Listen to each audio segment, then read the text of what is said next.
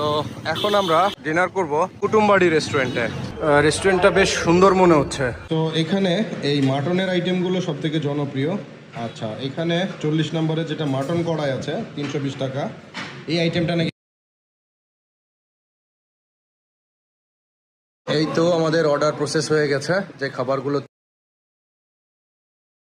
Mutton কড়াই না, আচ্ছা এটা হচ্ছে মাটন ডালগোস্ত, আচ্ছা এটা হচ্ছে সাতকরা না। আচ্ছা, আমাদের খাওয়া দাওয়া শেষ, এবার আসে রিভিউয়ের পালাই। এই আইটেমগুলোই আমরা আসলে দুপুরে খেয়েছিলাম আরও একটি রেস্টুরেন্টে। তো সেটার খাবারের যে স্বাদ ছিল আর এইটার যে খাবারের স্বাদ ছিল, মানে অনেক বেশি ডিফারেন্স।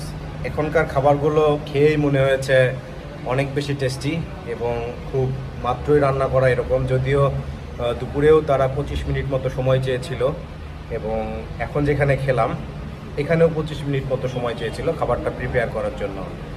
তো দুই জায়গায় সেম সময় নিলেও এখনকার খাবারটা মনে হলো অনেক বেশি টাটকা এবং অনেক বেশি টেস্টি। তো ওভারঅল আমি এই রেস্টুরেন্টকে রিকমেন্ড করব। আপনারা শ্রীমঙ্গল আসলে যদি সাতকড়াই খেতে চান তাহলে এই কুটুমবাড়ি রেস্টুরেন্টে চলে আসতে পারেন। এটার খাবারের স্বাদ এবং কোয়ালিটি অনেক ভালো। এবং আরেকটা জিনিস বলতে ভুলে গেছি, সেটা হলো এখানকার কোয়ান্টিটিও তুলনামূলক একটু বেশি ছিল। সো ওভারঅল আমি এটাকে রিকমেন্ড করব।